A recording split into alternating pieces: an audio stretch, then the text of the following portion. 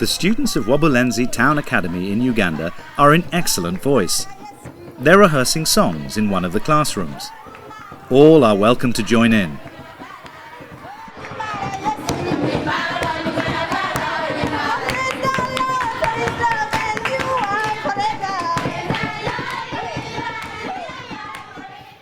This is the current site, an hour north of the capital Kampala. It was originally founded for 100 students, most from the troubled northern region of the country, where the Lord's Resistance Army had operated. Nowadays it a little bit somehow peace. But from 2005 going backward was terrible, and studying was not something easy from there, because at any time you may run and leave your place and hiding yourself in the bush. And even displacement of people were taking place, and people lost their properties, and even disease. Very many people are affected with diseases because people stay in a camp and there is no way to get a good health because there was overpopulation in a camp.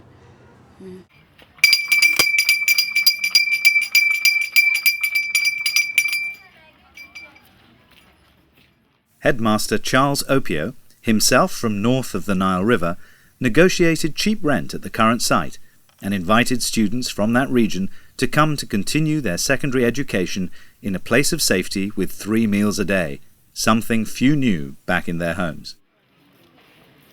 What Lord Resistance Army, LRA, was doing, they were targeting young people, abducting them to train them to become their soldiers. So bringing them out of such danger was also a very good thing for them. I would say there is now peace there. But the kind of children we have here, these are the people coming from very poor families, of which even if there is a nearby school, a child would go to school hungry. So what we are doing here is not only providing education to these people, we are providing them a home, we are providing them feeding, we are providing them all sort of care. So here a child is sure of breakfast, a child is sure of lunch, a child is sure of supper, a child is sure of everything. And not only that, since most of these children are staying with their guardians, some guardians are not so caring. Some very young girls are being forced into early marriages. So when they are here, they feel secured. That's why instead of going to a locally located school, which would even be cheaper, they prefer coming here, because here there is more care, there is more safety, and especially on the side of girl children. Yeah. Meals are monotonous. There's a staple diet of either ground maize meal, known as posho, or a savoury banana, known as matoke, both served with beans. The students are genuinely grateful.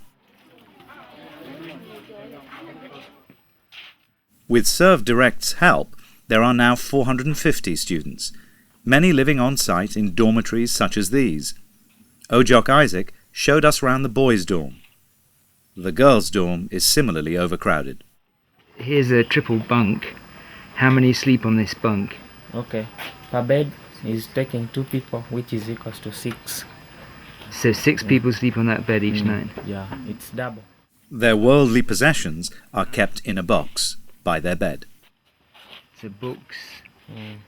Books, Sugar, salt, soap, and shoe polish, and others.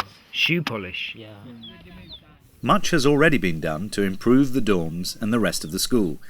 Electricity has been put in, and rainwater collection points have been used to ease the water shortage on site. However, water remains a critical issue, with students having to collect water each day from a borehole in the village, a problematic 20-minute walk each way.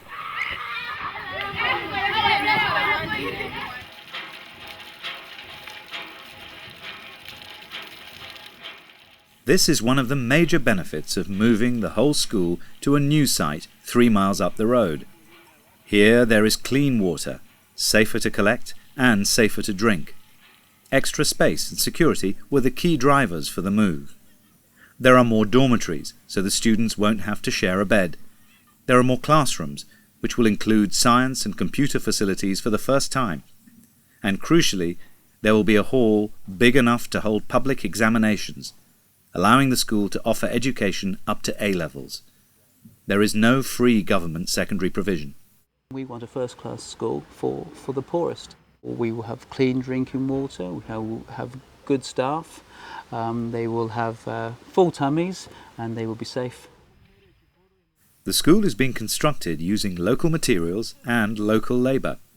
This method means it costs a fraction of the normal price of such an aid project. The total bill for this whole school is expected to be £100,000. Money ServeDirect still needs to raise.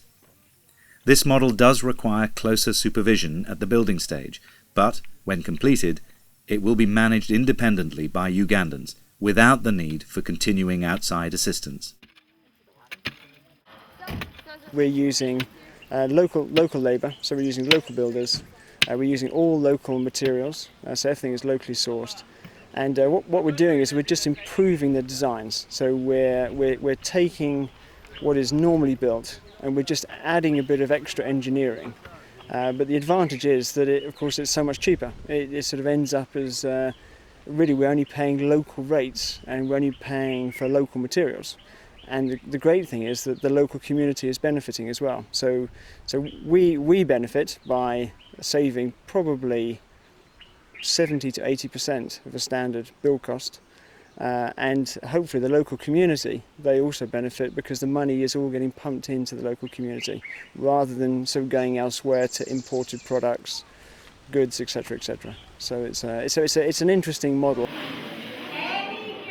The other key part of the ServeDirect package is to offer the chance to people in the UK, some with specific skills, some just with willing enthusiasm, to volunteer for short periods of time to help on specific projects.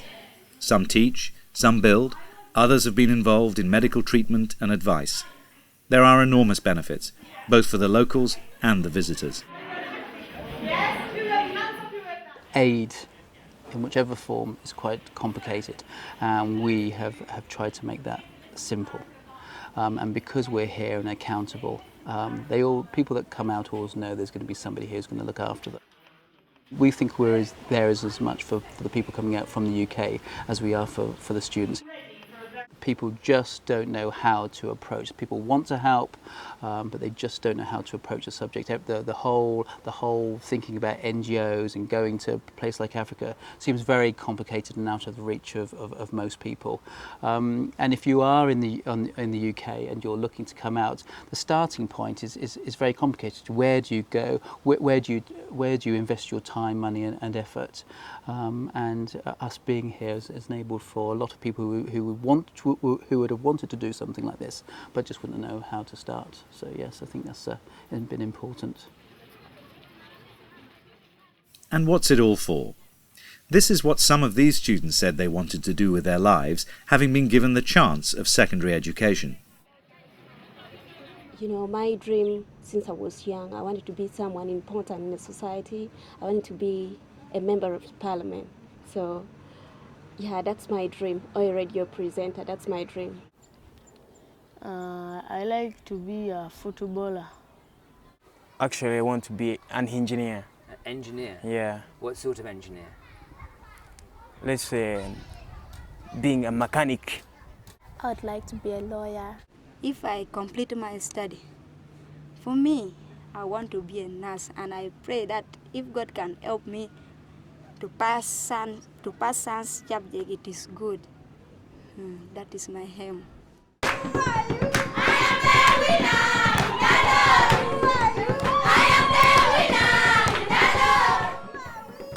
You can help them to realise their ambitions. ServeDirect has no paid staff or offices, so all donations go straight towards Wobulenzi Town Academy, its new buildings and facilities, its staff, and most of all, its students, and their hopes of making a difference to their country.